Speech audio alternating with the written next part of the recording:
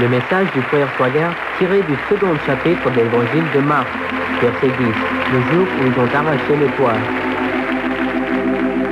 Nous nous tenons en sa présence, en un lieu saint. Si vous avez votre Bible, ouvrez-la s'il vous plaît, dans le 2e chapitre de l'évangile de Marc. Or, afin que vous sachiez que le Fils de l'homme a sur la terre le pouvoir de pardonner les péchés, je te leur donne, dit-il au paralytique, lève-toi, prends ton lit et va dans ta maison. Et à l'instant, il se leva, prit son lit et sortit en présence de tous, de sorte qu'ils étaient hors d'eux-mêmes et glorifiaient Dieu en disant, nous n'avons jamais rien vu de pareil. J'intitulerai mon message ce soir, le jour où ils ont arraché le toit. La révélation de Jésus-Christ dans l'âme d'un homme est la seule chose qui puisse changer une personne et la rendre meilleure et le meilleur possible, en un instant. C'est ce qui s'est produit dans le ministère d'un grand homme de Dieu qui est maintenant avec Jésus, l'un des plus grands prédicateurs de l'Évangile que j'ai connu. Il était en Afrique. Ce soir-là, il prêchait dans une colonie de lépreux et tout dans ce lieu était infecté par la lèpre. C'est une maladie horrible, terrible, répugnante. Tout à coup, il a remarqué, parmi tous ceux qui étaient présents, une certaine femme. Elle était particulièrement âgée. Mais ce qui l'a frappé, c'est qu'elle semblait être l'incarnation du mal. Mon ami avait l'impression de regarder Satan en face, en personne. Il avait l'impression de plonger les regards dans le mal en regardant son visage. Il a appris plus tard qu'elle était une sorcière. C'était une fétichiste. Dieu seul sait combien de personnes elle avait tuées et avait mangé leur corps. Une cannibale. Tout le monde dans la région connaissait la puissance de cette femme. Elle pouvait faire presque tout avec les puissances du mal. Elle était assise là, pendant la réunion ce soir-là, elle écoutait mon ami prêcher, proclamer la parole de Dieu. Au moment où il a commencé à faire l'appel, l'Esprit de Dieu s'est mis à agir d'une manière puissante et il s'est répandu sur ce groupe de lépreux africains. Son cœur s'est brisé en les voyant tous, le corps couvert de plaies, desquelles sortait le pus en abondance.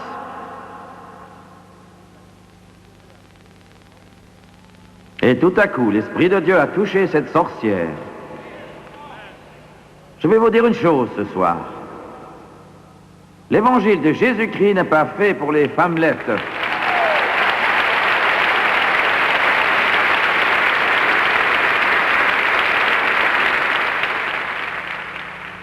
Je vais être honnête, je n'ai pas de temps à perdre avec la religion moderne.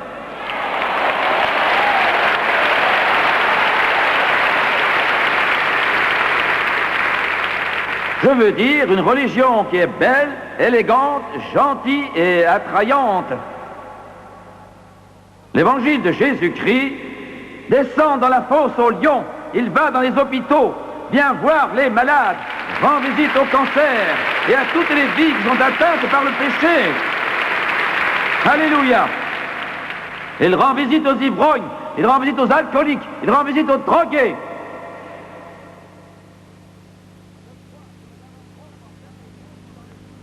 Je crois que nous avons trop enfermé Jésus dans l'Église. M'entendez-vous? Je crois que nous l'avons installé dans une vitrine. Nous l'avons mis trop souvent dans de beaux bâtiments.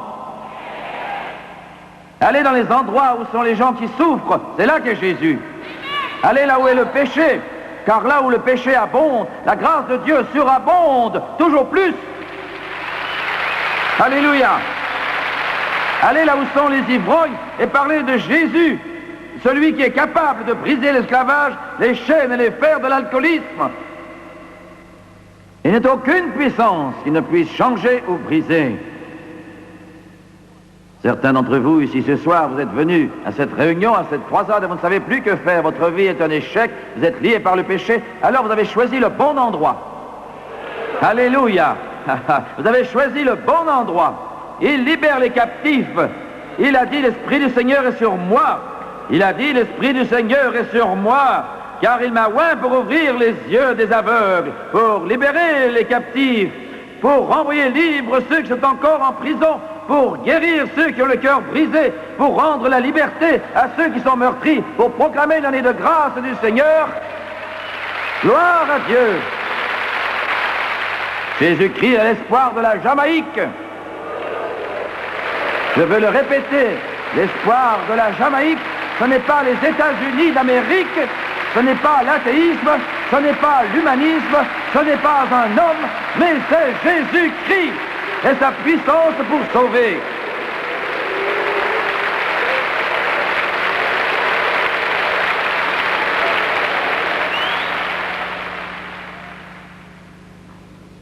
Alléluia. Il a alors vu l'Esprit du Seigneur, il a vu l'Esprit de Dieu descendre. Il a vu l'Esprit de Dieu descendre, s'emparer de la vie de cette pauvre femme, possédée du démon et liée par les puissances des ténèbres, la sorcellerie, le paganisme, le cannibalisme. Vous ne pouvez descendre plus bas. Vous ne pouvez être pire que cela. Et lui a vu alors cette vieille femme s'approcher de l'estrade, s'agenouiller dans ce petit tabernacle africain. Il l'a laissé là, prier avec les autres, et il est revenu quelques instants plus tard avec le pasteur. Le nom de ce pasteur était John Borg. John Borg. Il a dit, John est venu vers moi tout excité.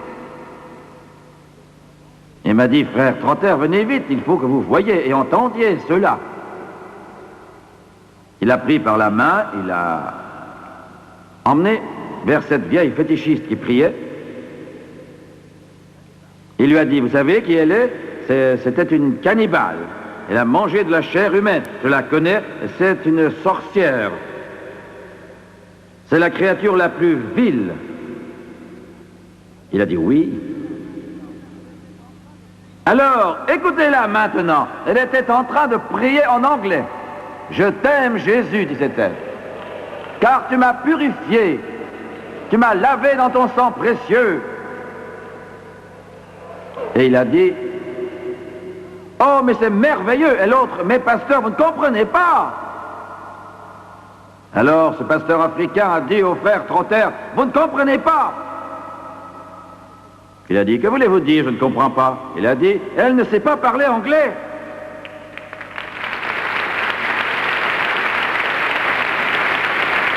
Alléluia. Elle ne connaît pas un mot d'anglais. Elle ne pouvait pas parler un mot d'anglais. Jésus-Christ avait sauvé son âme, l'avait baptisée du Saint-Esprit, et elle parlait en d'autres langues, selon que l'Esprit de Dieu lui donnait de s'exprimer.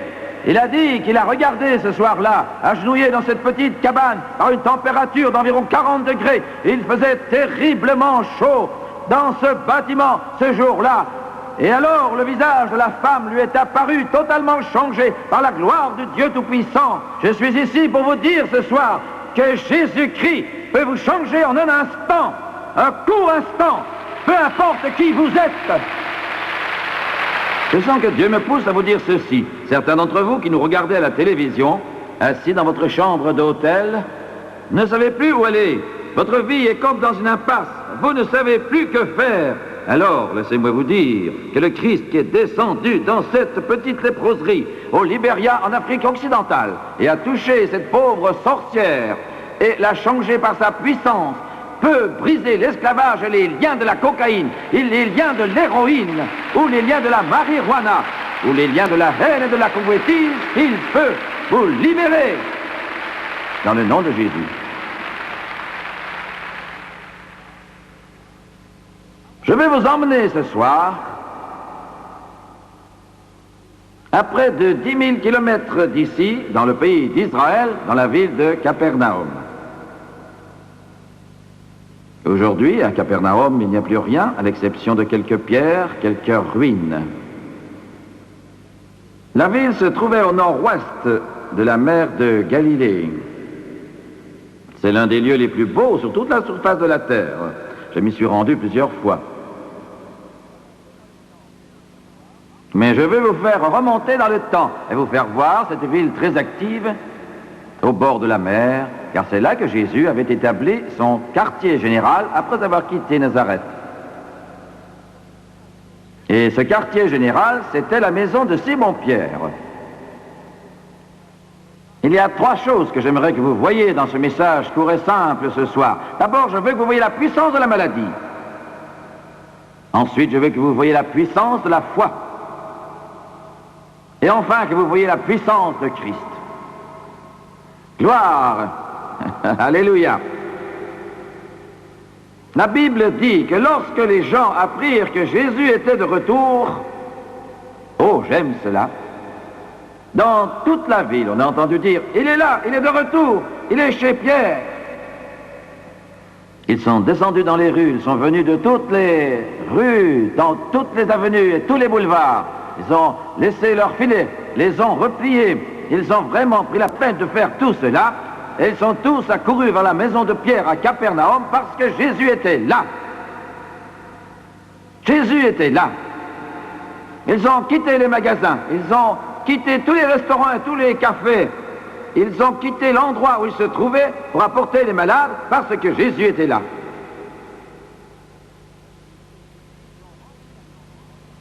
La Bible dit qu'ils ont rempli la maison. Il y avait probablement des centaines de personnes dans la maison à l'intérieur et au dehors peut-être autant ou même encore beaucoup plus, d'après ce que pensent les historiens bibliques. Parce que Jésus était leur seul espoir. La Bible dit qu'il y avait là un homme qui était atteint de paralysie.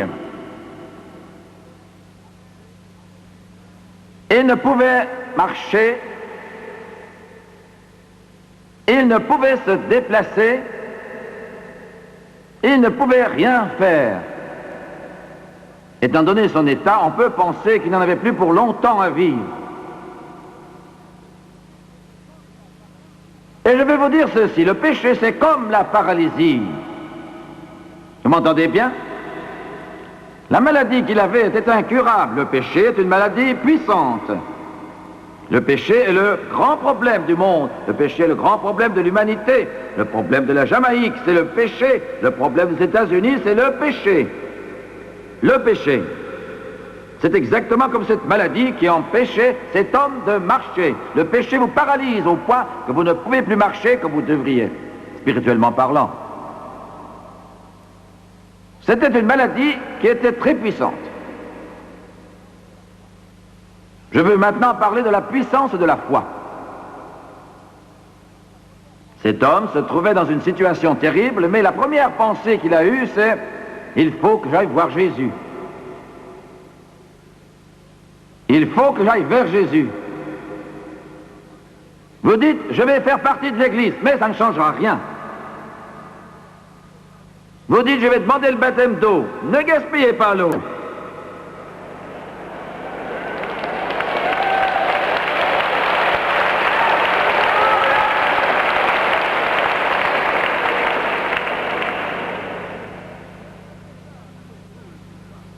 Je n'ai qu'un seul message pour vous ce soir.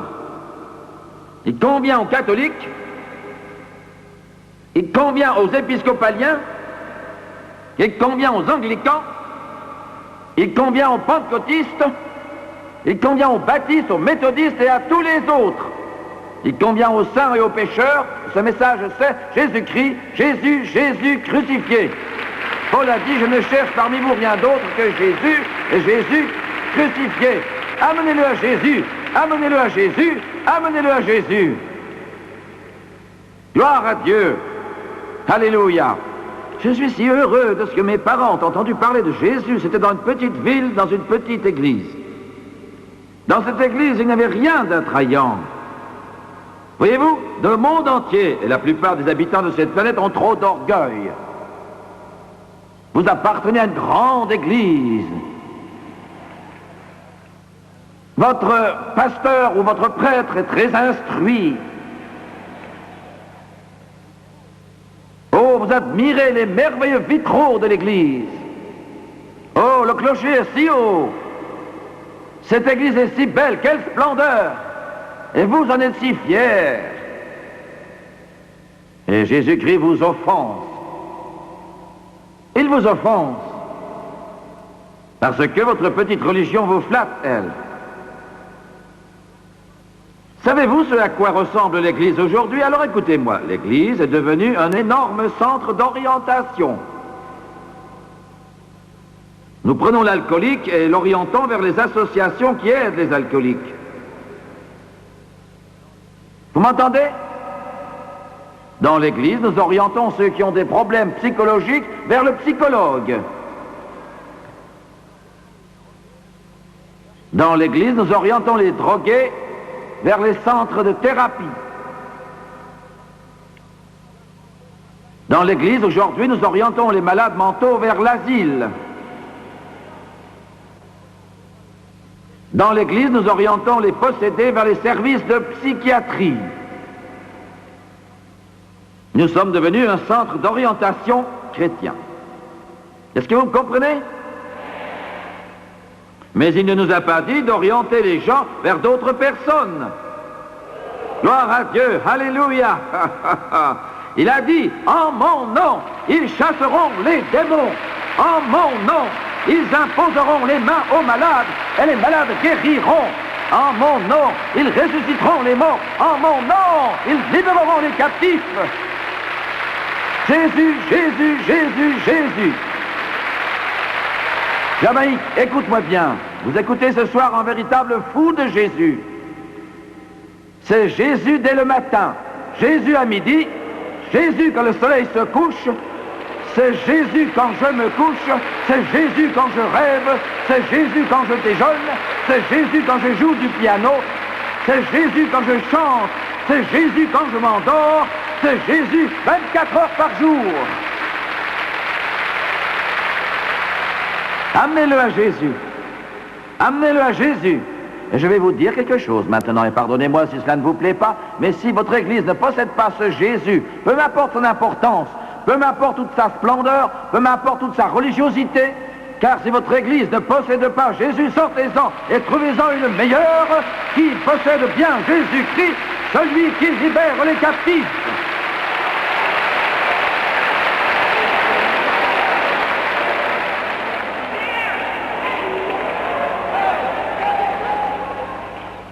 J'essaie de vous faire comprendre quelque chose ce soir.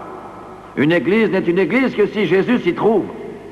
Un foyer n'est un foyer que si Jésus s'y trouve. Une vie n'est une vie que si Jésus s'y trouve. Un mariage n'est un mariage que si Jésus s'y trouve. Alléluia. Amenez-le à Jésus. Amenez-le à Jésus.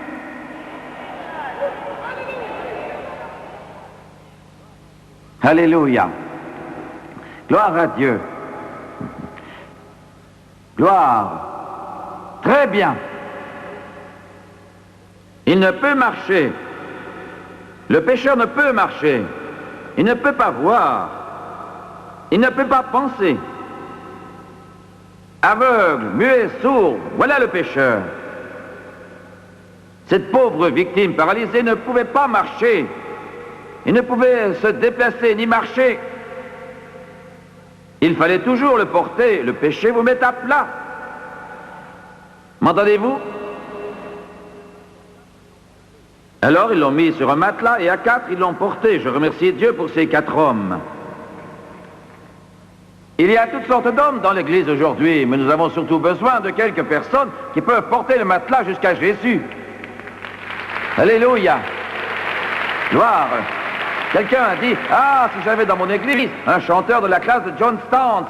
Mais vous avez nullement besoin d'un autre John Stantz. Vous avez besoin d'une personne qui porte le matelas et amène les gens à Jésus. Oh, alléluia. Vous dites, si j'avais dans l'église des gens vraiment très riches, mais vous n'avez pas besoin de gens riches qui donnent de l'argent dans l'église. Vous n'avez besoin que de gens qui soulèveront ce monde, pauvre, pécheur et vieux, et le conduiront tout droit vers Jésus-Christ. Alléluia. Gloire à Dieu. Amenez-les à Jésus. Ils s'en vont donc voir Jésus, en portant avec eux ce pauvre homme sur son matelas. Et quand ils arrivent là-bas, il y a une grande foule à l'intérieur de la maison. Un grand nombre se tiennent dehors, ils bloquent l'entrée, ils sont devant les fenêtres, ils bloquent la route, ils bloquent les allées, ils bloquent le chemin, ils bloquent toutes les issues. Mais laissez-moi vous dire, quand vous essayez de venir à Jésus, ce n'est pas vraiment facile. Vous m'entendez? Ce n'est pas vraiment facile. Vous vous dites, moi, je vais aller à Jésus. Et vous êtes encore prisonnier de l'alcool ou esclave de la drogue. Vous êtes lié par la convoitise ou autre chose. Le diable va essayer de faire tout ce qu'il peut pour vous empêcher de venir à Jésus. Il essayera de vous arrêter. Mais je prie qu'il se trouve des gens qui pourront porter le matelas et ne vous lâcheront pas. Alléluia! Es-tu avec moi, Jamaïque? Gloire à Dieu! Je prie que le réveil commence en Jamaïque et se répande dans de nombreux cœurs, de nombreuses vies, de sorte que les bars seront fermés, de sorte que les cabarets seront fermés, de sorte que les lieux de plaisir seront fermés, les discothèques seront fermées, les champs de course seront fermés, tout sera fermé. Et la Jamaïque saisira ensuite les autres îles Caraïbes et les amènera à Jésus-Christ. Gloire à l'agneau.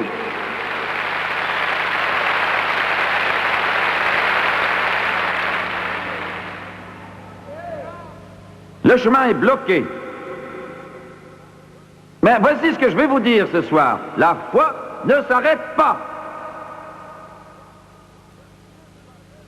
La foi ne peut pas être arrêtée.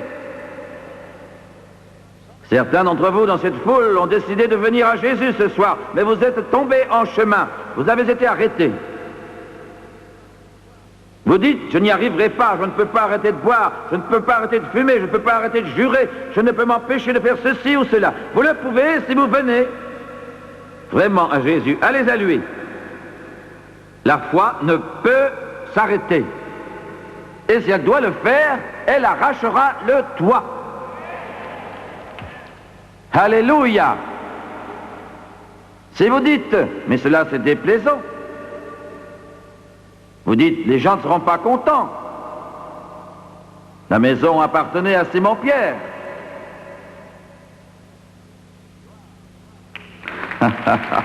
Gloire, c'est vrai. Alléluia. Est-ce que vous comprenez? C'est la maison de Pierre. C'est la maison où il habite. C'est là que sa famille habite. Et Jésus est là, et il enseigne, et tout à coup, ils entendent cogner sur le toit. Ah, j'aime cela.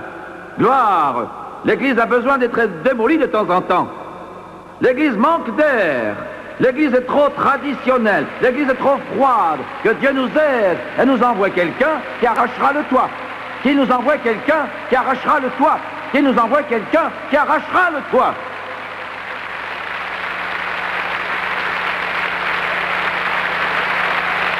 Gloire. Et voilà que la paille s'est mise à tomber et Jésus a continué d'enseigner. La Bible dit qu'ils l'ont descendu, à l'aide de cordes. Gloire. Je veux te dire quelque chose, Jamaïque. Dieu n'a jamais arrêté la foi. Vous entendez? Si vous avez la foi et croyez en lui, il n'arrêtera pas votre foi. Vous tous qui êtes assis ici, et vous aussi, téléspectateurs, peu importe si vous vivez dans un taudis, peu importe si vos parents sont pauvres ou pas, peu importe si vous n'avez pas d'instruction, peu importe. Si vous venez à Dieu et si vous résistez au découragement, pour lui dire, Dieu, je veux aller à Jésus et j'irai jusqu'au bout, et si je dois arracher le toit, je le ferai. Dieu vous élèvera, il honorera votre foi, il transformera votre vie et vous serez ce qu'il veut que vous soyez. Arrachez le toit. La Bible dit qu'en voyant leur foi,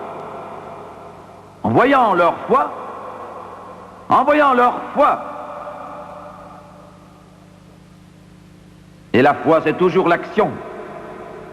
Jésus, le voyant descendre à l'aide de cordes, lui a dit pour première parole, mon enfant. Il ne l'a pas réprimandé, il l'a appelé fils. Parole de compassion, pas de condamnation. Alléluia.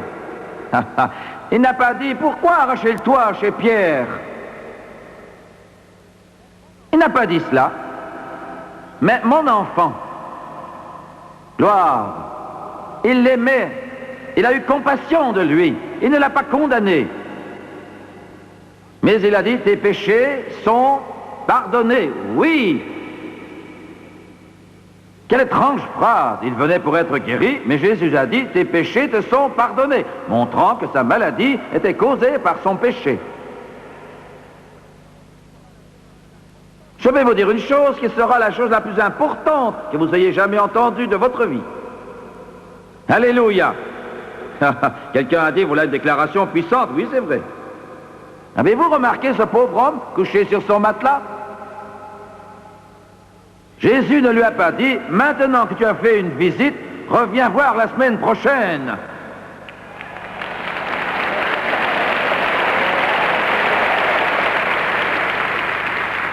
Il n'a pas dit,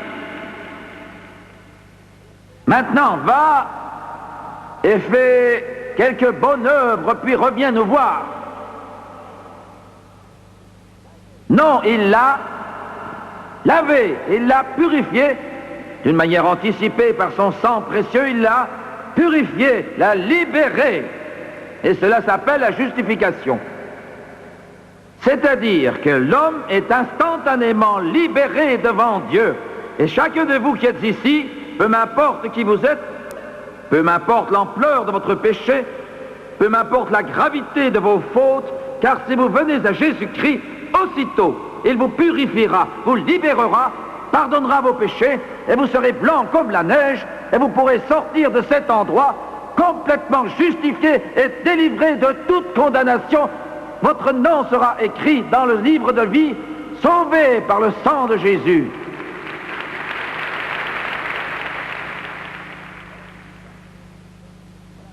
Voilà la puissance.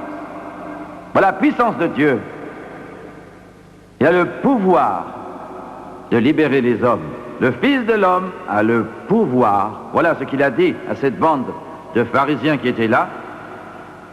Il a dit, le Fils a le pouvoir, le Fils de l'homme a le pouvoir de pardonner les péchés. Gloire, et il a le pouvoir ce soir de faire pour vous ce dont vous avez besoin. Laissez-moi vous dire, pour terminer, j'ai des cousins aux États-Unis, ils sont très célèbres, très populaires dans le monde de la musique. L'un d'entre eux a pour mère l'une des femmes les plus saintes que vous puissiez connaître.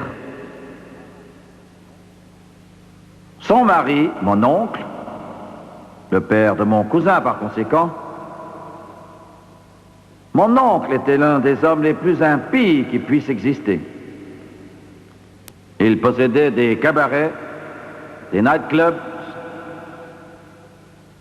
Il a vécu la vie la plus débauchée qui soit. Et il y a environ 7 ou 8 ans, mon oncle avait à peu près 75 ans. Il est mort à 82 ou 3 ans. Un samedi soir, j'ai rêvé qu'il mourait. Je me suis levé, ce matin-là, le samedi matin. Et je suis allé le voir à la ville. Je suis entré chez lui, je l'aimais vraiment, et eux m'aimaient comme si j'étais leur propre fils. Je me suis assis à la table. Quelquefois, c'est difficile de témoigner à ceux que l'on aime. C'est parfois dur de témoigner à vos proches. Mais Dieu m'avait dit de le faire. Et il était assis là, lui aussi, ce matin-là,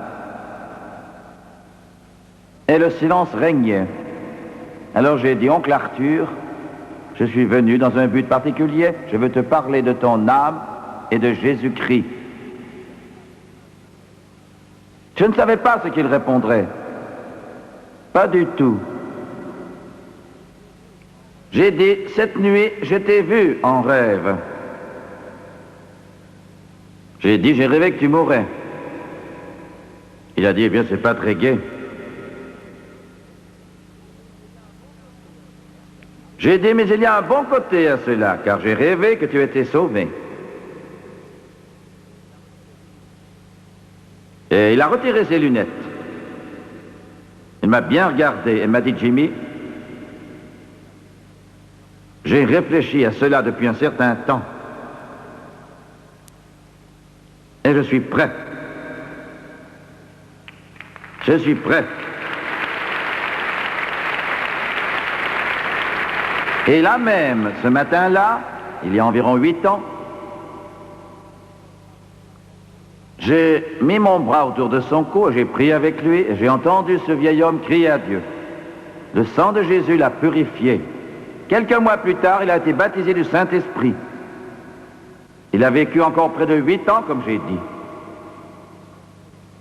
Et peu avant sa mort, on m'a appelé, on m'a dit, il te réclame, il aimerait que tu prêches à son enterrement. J'ai dit, bien sûr, j'étais présent. Donc ce jour-là, il y avait un grand nombre de vedettes de la country music également à l'enterrement. Et quand je me suis levé devant cette foule, je leur ai dit ceci. Tandis que nous suivions tous le corbillard pour venir à l'église, nous avons pu voir tous ces bâtiments que mon oncle possédait autrefois. C'était alors des boîtes de nuit, des cabarets, des choses de cette nature. Et devant chaque bâtiment, je pensais, Satan, tu n'as pas réussi à l'y garder. Tu pensais que tu y parviendrais, mais tu as raté ton coup. Et par la grâce de Dieu, mon oncle a gagné la bataille. Parce que quelqu'un pensait à lui et a arraché le toit. Sa femme, ma tante, l'une des femmes les plus saintes qui ait jamais vécu, ma tante Renie, l'a arraché. Elle n'a cessé de l'arracher jusqu'à ce qu'elle l'amène à Jésus. C'est votre tour ce soir. Si vous voulez venir à Jésus, vous le pouvez. Et si vous venez à lui, votre vie ne sera jamais, jamais plus la même. Recueillons-nous un instant.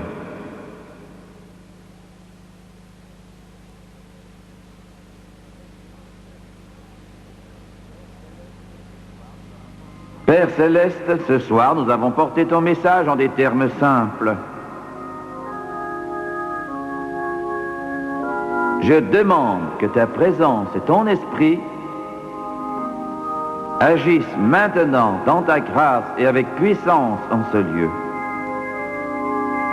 Je demande que la puissance de conviction de ton Saint-Esprit aille jusque dans les foyers par la télévision et touche chaque homme, femme et enfant qui nous écoute ce soir. Je prie que dans ce stade où des milliers sont rassemblés, derrière moi, sur les ailes, sur le devant, que le Saint-Esprit de Dieu descende dans chaque cœur, chaque vie, qu'il les persuade que c'est l'heure de venir à Jésus. Il est temps. Je te demande de faire cela, Seigneur, et je te prie de le faire maintenant, selon ta grâce et ta miséricorde. Les têtes sont inclinées, les yeux sont fermés. J'aimerais que vous m'écoutiez très attentivement pendant un instant. Des centaines de personnes sont concernées ici ce soir. Jésus parle à votre cœur. Je ne vous connais pas, mais lui, oui. Et au plus profond de vous-même, vous le savez maintenant, votre vie n'est pas en règle. Venez, soyez honnête. Vous savez que votre vie n'est pas droite, vous ne marchez pas avec lui. Et vous savez également très bien que pour vous, Jésus est la seule réponse. Votre seul espoir. Il n'y en a pas d'autre.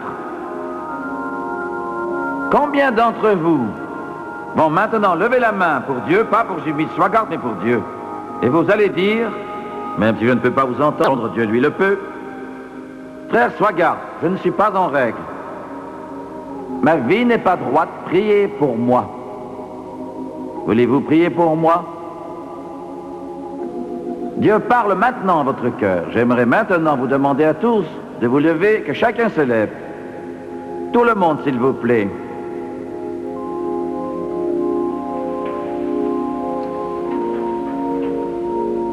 Je vais demander à toute personne qui a levé sa main auparavant, écoutez-moi bien, que toute personne qui a levé la main tout à l'heure vienne jusqu'ici. Je vous invite à venir ici, maintenant. Vous qui avez levé la main tout à l'heure, venez pendant qu'il chante maintenant.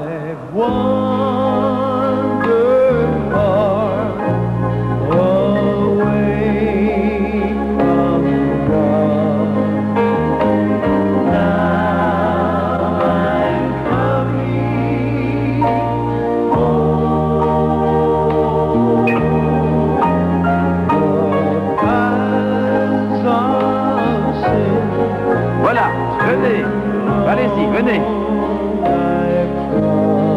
Jésus, je rentre à la maison.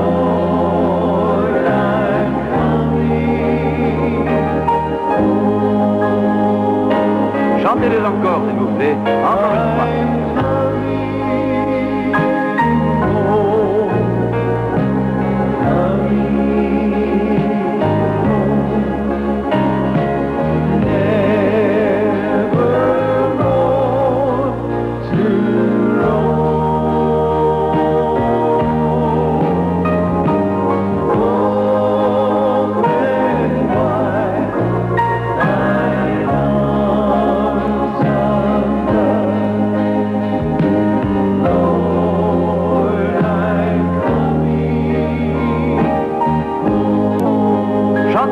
Thomas, s'il vous plaît. Grâce infinie.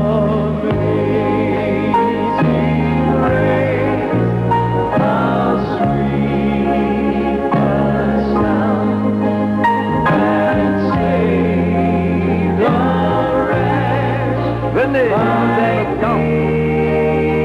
Il vous aime tant.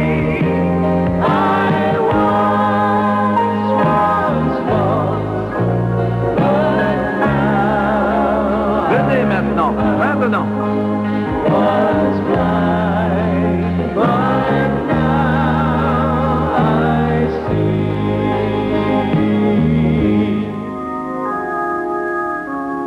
Je veux que vous me regardiez attentivement un instant, s'il vous plaît.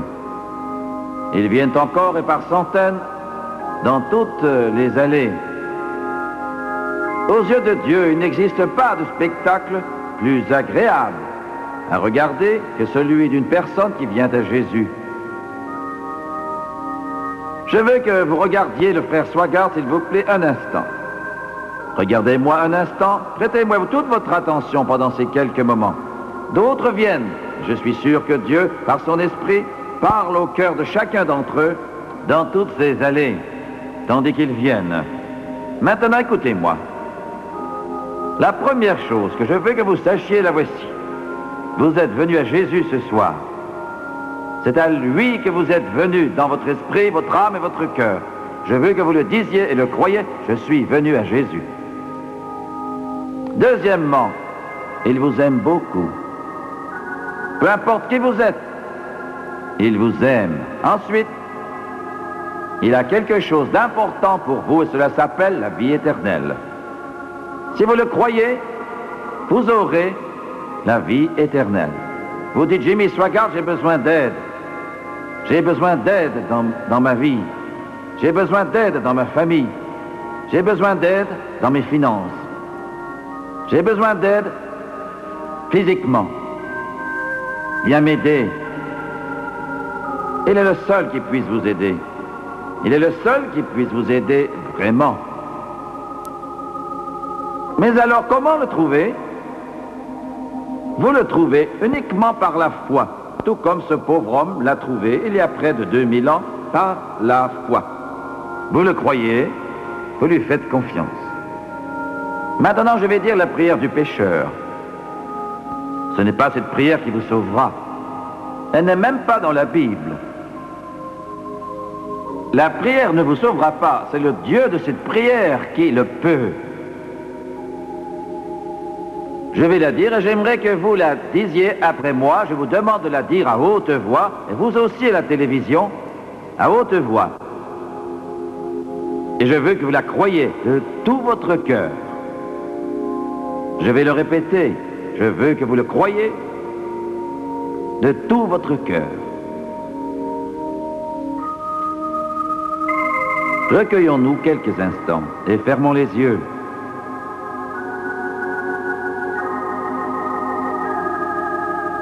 Gloire au nom du Seigneur. Je sens ta présence. Maintenant, j'aimerais que vous répétiez et croyiez avec toute la force de votre âme. Habitants de la Jamaïque, prions maintenant. Ô Dieu des cieux, je viens à toi. Au nom de Jésus, ce même Jésus qu'il y a vécu il y a 2000 ans, je te demande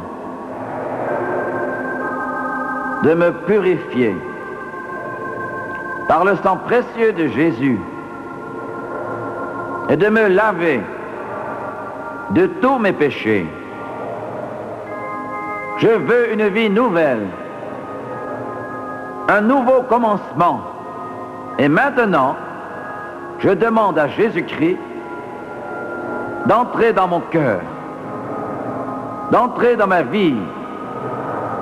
Maintenant, je donne mon cœur et ma vie à Jésus-Christ et je le suivrai selon la sainte parole de Dieu. Romains chapitre 10.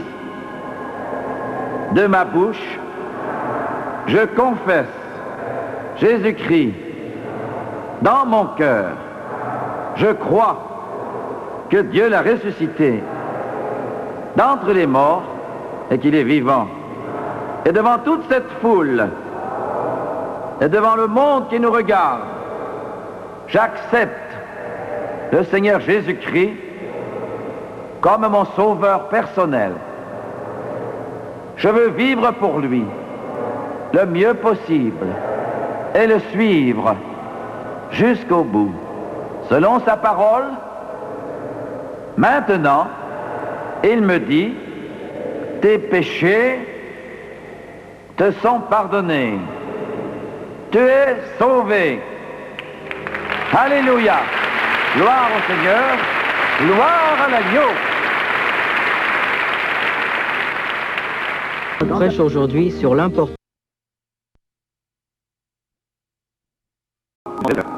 Et je te prie de le faire maintenant, selon ta grâce et ta miséricorde.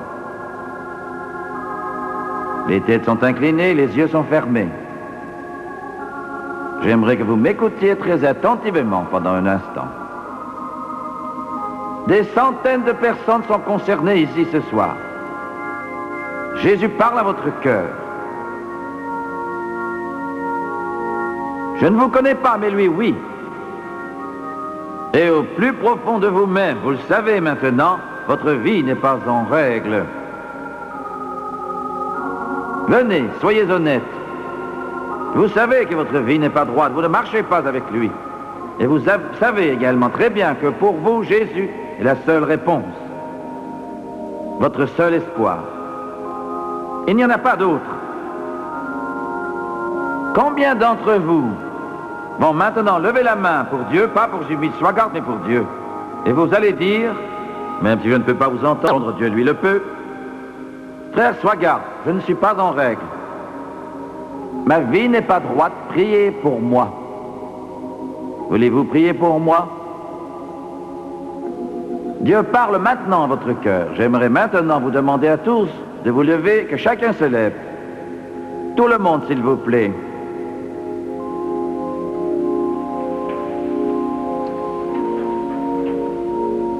Je vais demander à toute personne qui a levé sa main auparavant, écoutez-moi bien, que toute personne qui a levé la main tout à l'heure vienne jusqu'ici. Je vous invite à venir ici, maintenant. Vous qui avez levé la main tout à l'heure, venez pendant qu'il chante maintenant.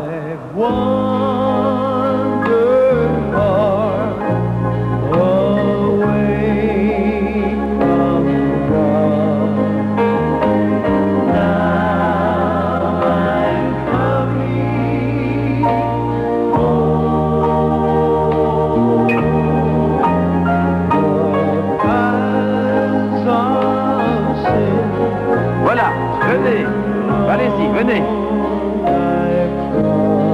Jésus, je rentre à la maison.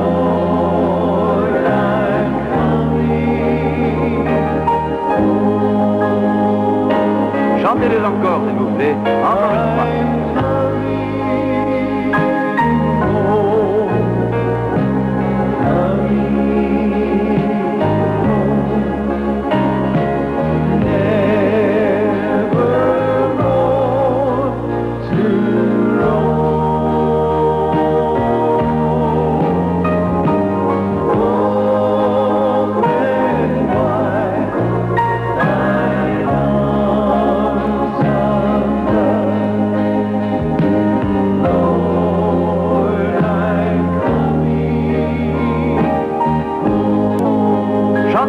Thomas, s'il te plaît. Grâce infinie.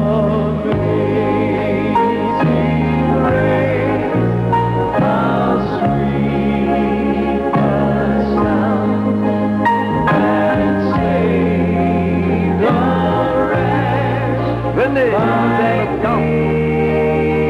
Il vous aime tant.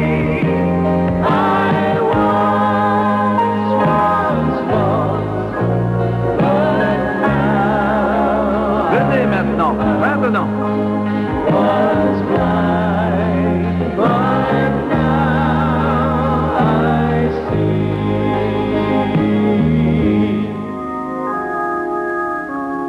Je veux que vous me regardiez attentivement un instant, s'il vous plaît. Ils viennent encore et par centaines dans toutes les allées. Aux yeux de Dieu, il n'existe pas de spectacle plus agréable à regarder que celui d'une personne qui vient à Jésus. Je veux que vous regardiez le frère Swagart, s'il vous plaît, un instant.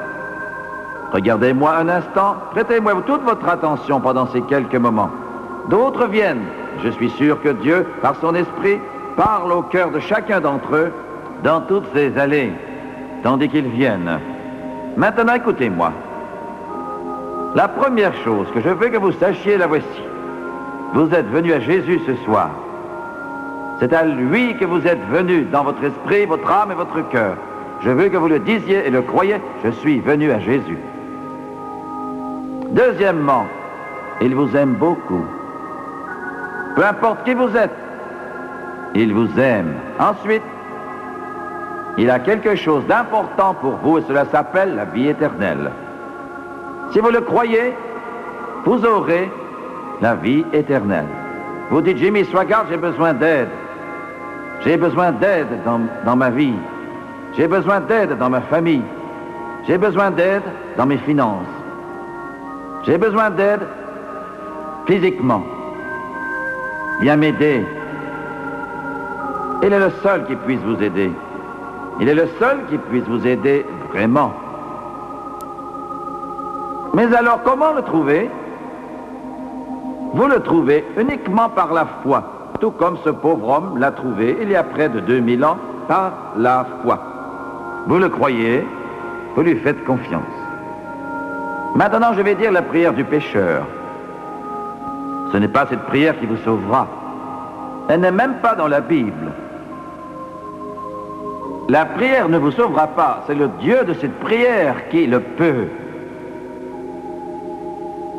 Je vais la dire et j'aimerais que vous la disiez après moi. Je vous demande de la dire à haute voix, et vous aussi à la télévision. à haute voix. Et je veux que vous la croyiez de tout votre cœur. Je vais le répéter. Je veux que vous le croyiez de tout votre cœur. Recueillons-nous quelques instants et fermons les yeux.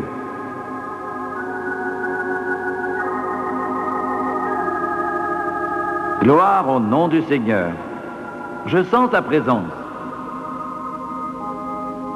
Maintenant, j'aimerais que vous répétiez et croyiez avec toute la force de votre âme. Habitants de la Jamaïque, prions maintenant. Ô Dieu des cieux, je viens à toi, au nom de Jésus, ce même Jésus qu'il y a vécu il y a 2000 ans,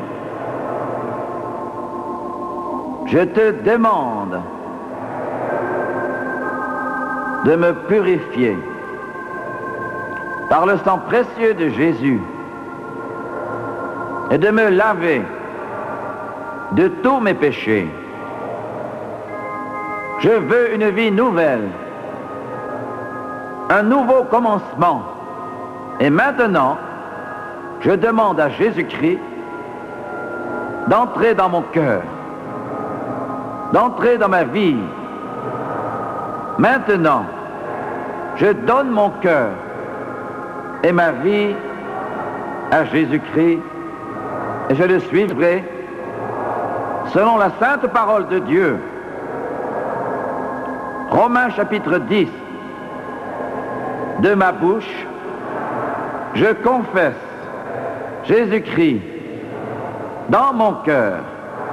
Je crois que Dieu l'a ressuscité d'entre les morts et qu'il est vivant. Et devant toute cette foule et devant le monde qui nous regarde, j'accepte le Seigneur Jésus-Christ comme mon sauveur personnel. Je veux vivre pour lui le mieux possible et le suivre jusqu'au bout, selon sa parole.